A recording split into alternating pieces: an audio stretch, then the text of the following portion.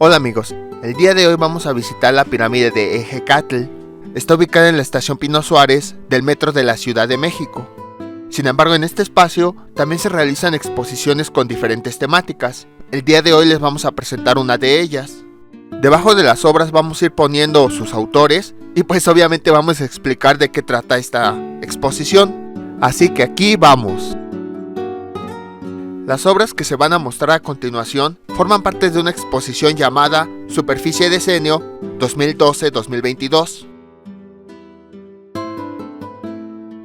Está formada por más de 40 artistas, tanto nacionales como internacionales. Está formada por pinturas, dibujos, fotografías y esculturas que han estado en museos internacionales. Las obras que estamos viendo de esta vitrina han estado en el corredor histórico central de Leipzig y Deutschland. Espero que se pronuncie bien. Esta exposición se montó para conmemorar el 10º aniversario del colectivo Superficie Arte. Vamos ahora a la siguiente vitrina.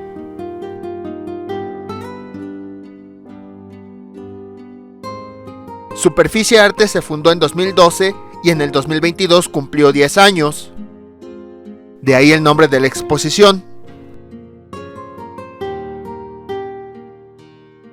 Tiene por objetivo difundir obras artísticas tanto nacionales como internacionales. Y también busca fomentar la apreciación artística. Ahora vamos a la siguiente vitrina, que tiene obras que se han exhibido en el Museo de Arte Contemporáneo de Sibiu.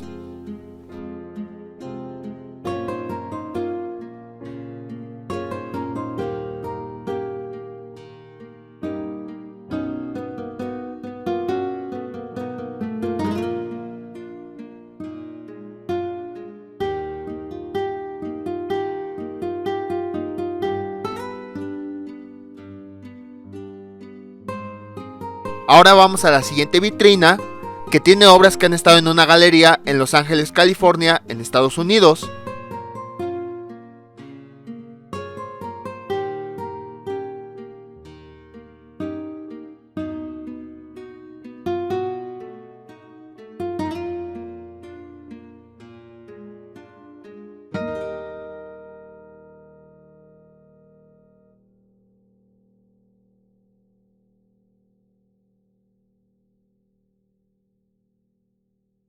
Quizás si ahora visitan este lugar, ya no encuentren esta exposición, ya que son exposiciones temporales.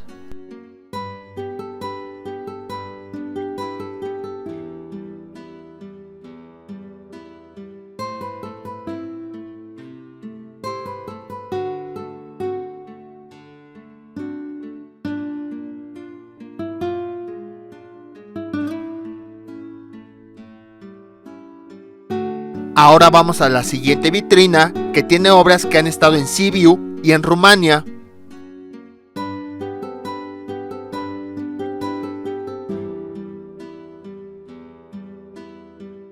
Las obras que están aquí son de Silvia Barbescu.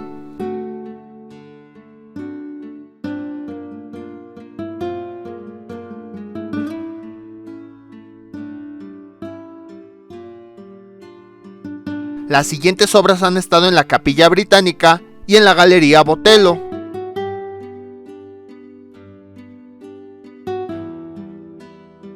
Todas estas obras pertenecen a Robert Strebelli.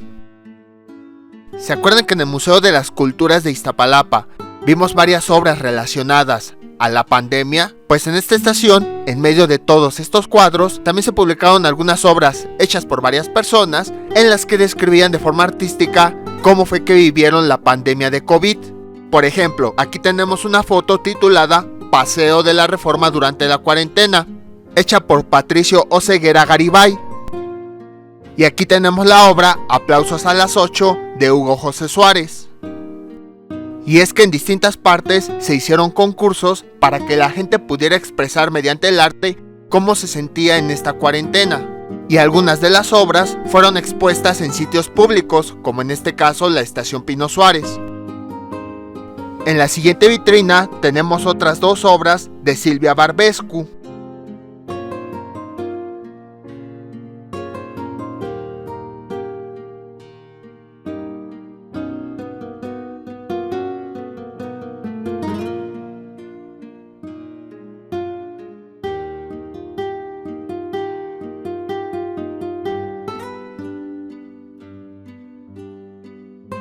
Aquí tenemos más obras de esta exposición de la pandemia, que se tituló Miradas artísticas sobre la pandemia, ya que todos de una u otra forma vivimos esta situación que nos sacó de nuestra vida cotidiana. Las obras de la siguiente vitrina estuvieron en el Castillo Mühlberg y en Alemania.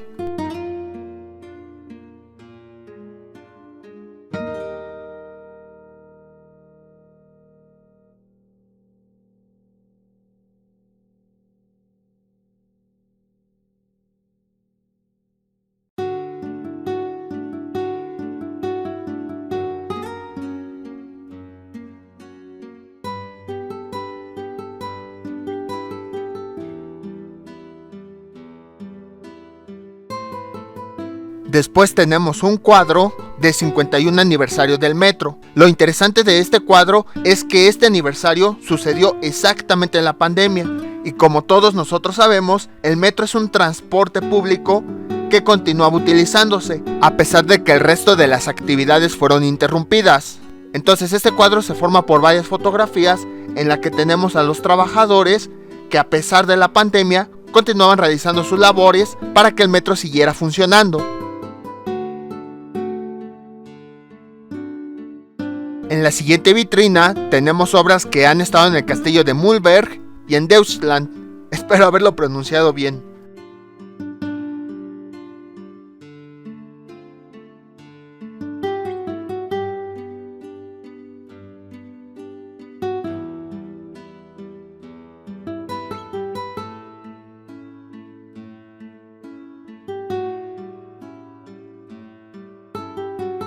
Esta escultura de ajedrez a mí me gustó mucho. Se ven bien padres cada uno de los detalles que fueron esculpidos en la madera.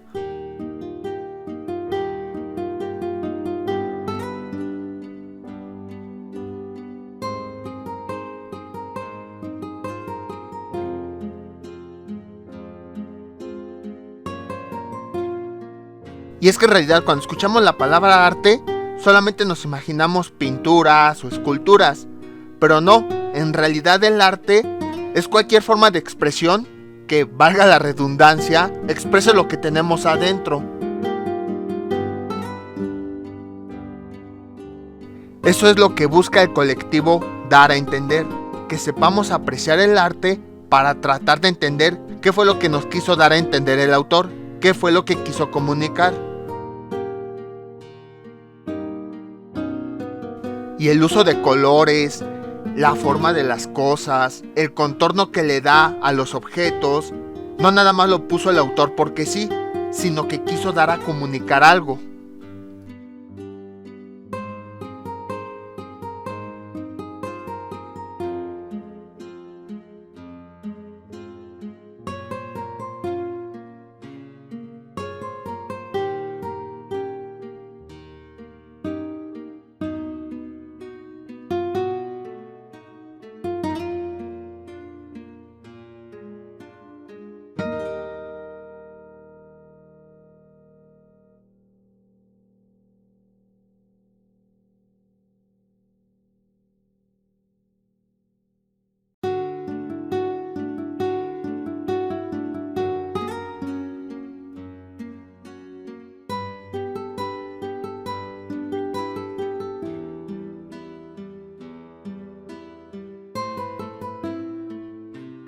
Y bueno, momentáneamente terminamos aquí con esta exposición, y si continuamos avanzando en la estación, vamos a llegar al templo de Hecatl. Se considera como el sitio arqueológico más pequeño de la Ciudad de México. Y en muchas de esas columnas está la información. El problema es que con el paso del tiempo se han ido dañando. Sin embargo, se las voy a ir explicando. Como habíamos visto en el Museo de Mixcoac, las obras del metro han ayudado muchísimo a encontrar este tipo de restos arqueológicos. En las paredes laterales vamos a observar algunas de las fotografías que se tomaron al momento de realizar estos descubrimientos.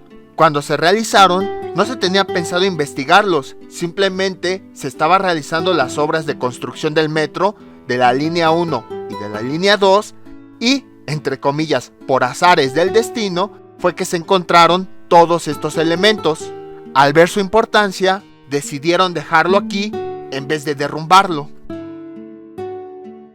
Incluso vemos algunas fotografías de cómo lucía la estación Pino Suárez cuando estaba siendo construida.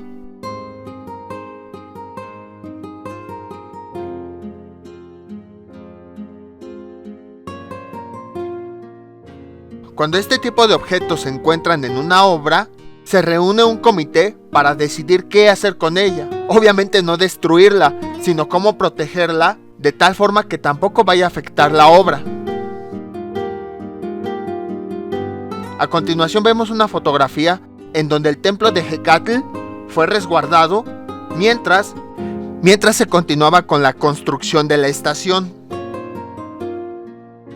De hecho, en realidad se encontraron bastantes estructuras arqueológicas.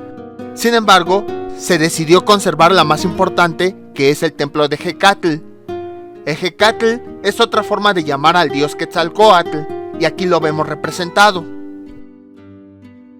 El templo es un centro de adoración a esta deidad, que era considerada como el señor del viento.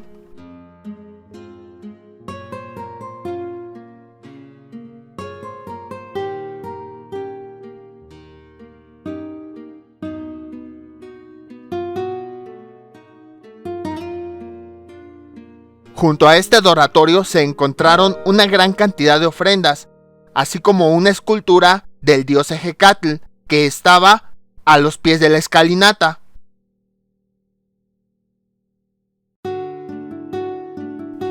Cuando fue descubierto este basamento, a finales de los años 60, aún eran escasos los restos arqueológicos de la civilización mexica que vivió en la capital de la Ciudad de México. Entonces, cuando hicieron este descubrimiento, fue algo impresionante. Fueron de los primeros restos arqueológicos que se tuvieron de esta civilización. Posteriormente se fueron descubriendo más de estos templos, 2 en Tlatelolco, uno está en Malinalco y otros 2 están en Tenochtitlán.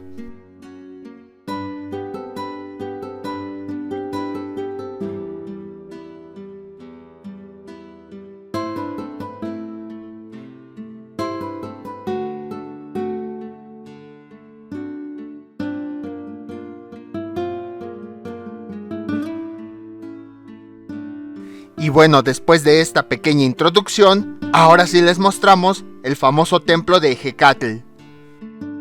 Lo que más llamó la atención de los arqueólogos es que aunque posteriormente se fueron descubriendo más y más templos, no solo en México, sino en varias partes de América, todos tenían la misma forma. Tenían una base rectangular y tenían el adoratorio de forma circular en la parte superior. Con esto ya les daba señal que todas las civilizaciones se las dedicaban a un mismo dios. Y otra cosa que llamó su atención es que no era de un gran tamaño, a diferencia de las pirámides. Ya después, mediante varios descubrimientos arqueológicos, se supo que estaba dedicado al dios Hecatl, que como habíamos dicho era una representación de Quetzalcóatl, el dios del viento. Este tenía como función soplar los cielos y los campos para dejarlos listos para recibir la lluvia. Hecatl era representado por medio de una imagen humana masculina con máscara roja de ave con un pico sobresaliente.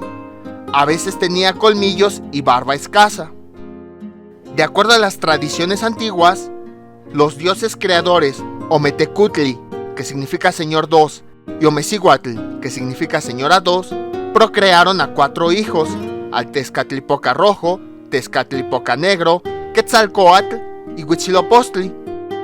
Ahora, como Hecatl era el encargado del viento, se dice que este producía 4 corrientes de aire. A estos vientos se les llamaba Ejecatontin. Cada uno de estos vientos eran para cubrir todo el universo, entonces los mandaba a cada uno de los puntos cardinales. Los vientos del este, llamados Tlalocayotl, eran los vientos que provenían del Tlalocan, es decir, el paraíso al que iban las personas que morían ahogadas. Estos vientos eran propicios para la navegación y eran benéficos para el ser humano y la agricultura.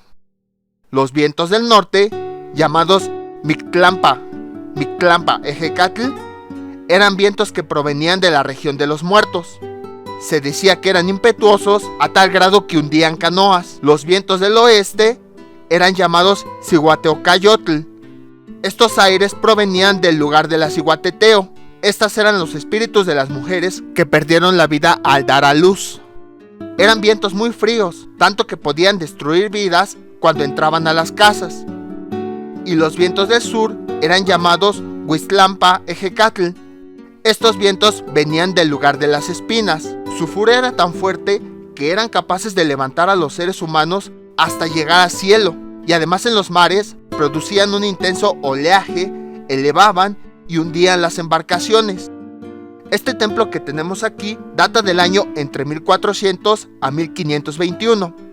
En su interior se detectaron algunas ofrendas, entre las que sobresalía una escultura conocida como la monita. Se trata de la representación de un mono. Estaba policromado en rojo y negro. Portaba una máscara bucal del dios del viento Ejecatl. También tenía dos serpientes, una enroscada en su base y la otra que se convertía en la cola del primate. Algo que también llamó la atención de todos los templos descubiertos es que su fachada principal siempre apuntaba al oriente. Se cree que esto se debe a que el sol salía de ese punto. Aquí tenemos una vista de la parte de arriba, ya afuera de la estación. Y bueno, aquí les dije de forma resumida la historia de este templo, pero podemos observar que este dios realmente era muy importante para las personas. Por esa razón es que construyeron varios adoratorios en varios puntos. De hecho, no hace mucho tiempo, no me acuerdo exactamente del año, pero se acaba de descubrir otro, y a partir de ese construyeron un nuevo museo que se llama Museo Subterráneo. A un costado del templo tenemos más obras de la exposición que estábamos viendo hace un momento.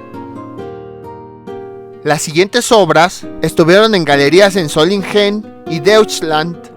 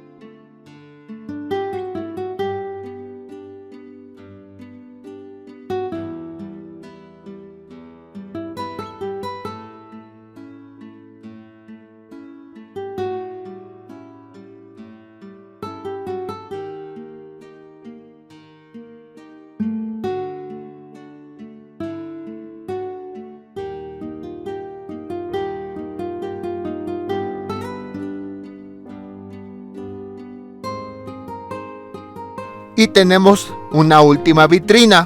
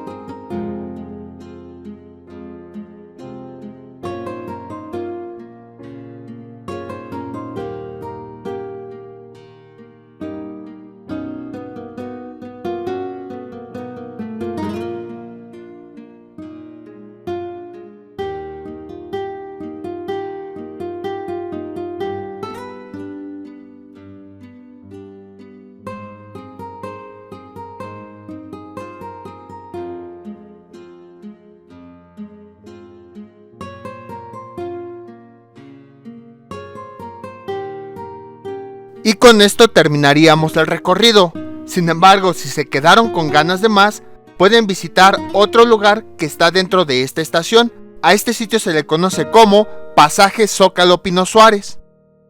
Es un pasaje que conecta las estaciones Zócalo y Pino Suárez de la línea 2 del metro y que está lleno de librerías, en donde pueden adquirir libros de todo tipo. Pueden adquirir novelas, pueden adquirir cómics, mangas, libros escolares, libros académicos, libros de leyendas, libros de recetas de cocina, entre muchas otras cosas. Y no solamente libros, sino también artículos relacionados a la literatura, como por ejemplo juguetes como rompecabezas, figuras coleccionables, figuras armables, tazas, separadores y un sinfín de cachivaches más.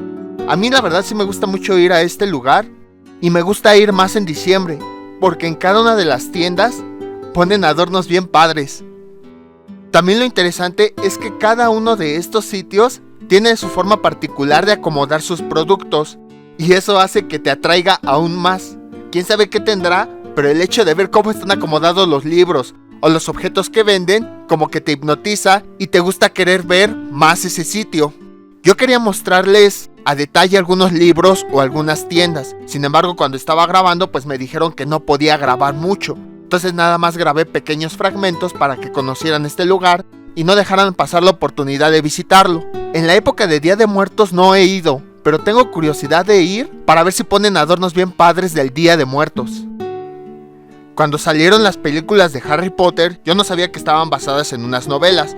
Por primera vez vi todas esas novelas y fue cuando me enteré.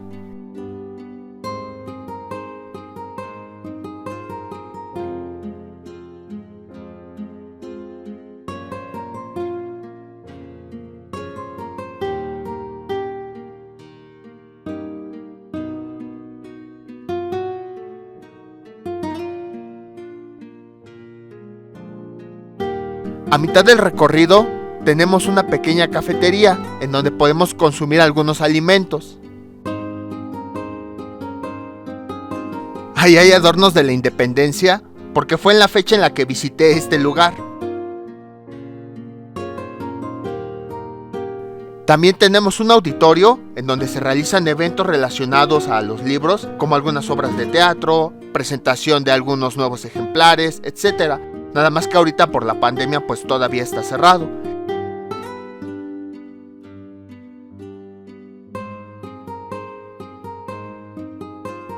Y también tenemos una imprenta antigua. Esta fue donada por el periódico Excelsior. Y podemos observar cada uno de los mecanismos, bueno, siempre y cuando no la toquemos, que la forman.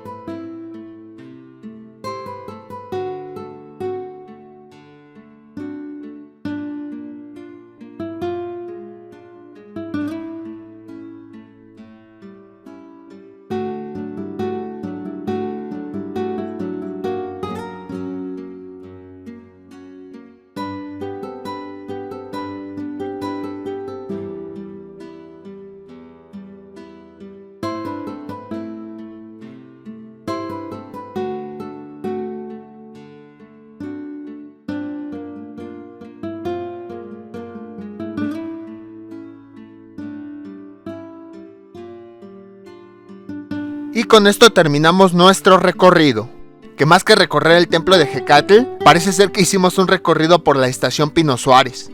Pero no importa, el objetivo pues es conocer y que vean que también dentro del metro hay muchos sitios interesantes. Y bueno, para visitar este sitio pues simplemente es en la estación Pino Suárez, ya sea de la línea 1 o de la línea 2 del metro. El templo de Jecatl está exactamente en el transbordo de las dos estaciones. Y el horario, pues es el horario de funcionamiento del metro. De lunes a viernes, el metro labora de 5 de la mañana a medianoche. El sábado su horario es de 6 de la mañana a la medianoche. En domingos y días festivos funciona desde las 7 de la mañana hasta la medianoche. Espero que les haya gustado y nos vemos para el próximo lugar.